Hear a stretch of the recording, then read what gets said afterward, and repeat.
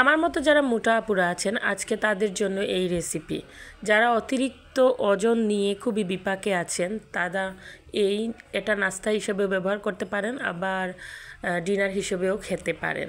তো আজকের এই রেসিপিটার পুরো প্রণালী দেখতে চোখ রাখুন আমার পুরো ভিডিওতে। Welcome to my channel easy recipe by mummy. কেমন আছেন সবাই? আশা করি সবাই খুব ভালো আছেন। তো আমার যা যা লাগছে, এখানে আমি নিব 2.5 টেবিল চামচের মতো ওটস, আর সাথে কিছু গাজর কুচি করে রেখেছি। এখানে আমার লাগছে গাজর কুচি, ওটস 2.5 টেবিল চামচের মতো। আপনারা যতটুকু খাবেন ঠিক পরিমাণ মতো নিয়ে নেবেন। তো আমি প্রায় 2.5 টেবিল চামচ নিয়েছি। আর ছোটো একটা গাজর থেকে হাফ গাজর গ্রেট করে দিয়েছি, সাথে ধনে পাতা আর কিছু পেঁয়াজ কুচি। আপনারা কাঁচামরিচ কুচি দিতে পারেন, আমি দিইনি কারণ আমার ছোটো বাচ্চা খাবে সাথে, তো সেজন্য। আর স্বাদ মতো লবণ দিয়ে দিয়েছি। এখন এটার সাথে আমি একটা ডিম ভেঙে দেব। ডিম দিয়ে এটাকে ভালোভাবে মিক্স করে নিব। তো আমার এই ওটসের ব্রেকফাস্টটা খুবই মজার হয়। যারা এখনও এটাকে ট্রাই করেননি, ট্রাই করে দেখতে পারেন। এটাতে প্রচুর পুষ্টি আছে, এটা ওজন বাড়াবে না, তবে সব ধরনের পুষ্টি আপনারা পাবেন আশা করি। তো ওটস খেতে খেতে যারা একেবারে বিরক্ত হয়ে গেছেন তারা এটা ট্রাই করবেন। আর অবশ্যই ঘি দিয়ে ভাজার চেষ্টা করবেন, কারণ ঘি হচ্ছে একটা ভালো ফ্যাট, এটা আমাদের শরীরের জন্য খুবই ভালো। খারাপ ফ্যাটকে এটা কেটে দেয়।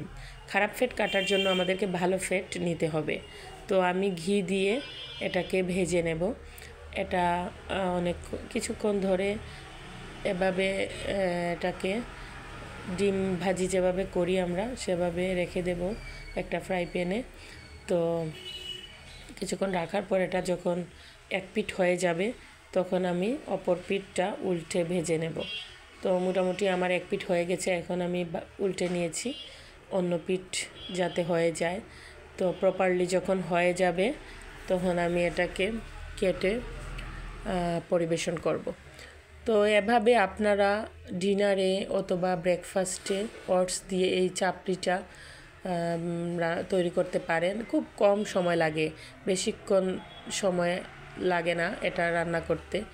এবং হাতের কাছে যা আছে আপনারা যে কোনো সবজিও অ্যাড করতে পারেন, শাকও অ্যাড করতে পারেন। যেসব বাচ্চারা, ছোটো বাচ্চারা শাকসবজি খেতে চায় না, তাদেরকেও এভাবে বানিয়ে খাওয়াতে পারেন, অনেক ভালো লাগে। তো আজকে আমি শাকসবজি দিইনি, আমার বাসায় ছিল না, তো আমি শুধু গাজর আর ধনেপাতা পেঁয়াজ অ্যাড করেছি। তো কেমন লাগলো রেসিপিটা আমাকে কমেন্ট করে জানাবেন। আর ভালো লাগলে একটা লাইক করবেন, শেয়ার করতে ভুলবেন না। আর যারা নতুন আছেন অবশ্যই আমার চ্যানেলটাকে সাবস্ক্রাইব করবেন।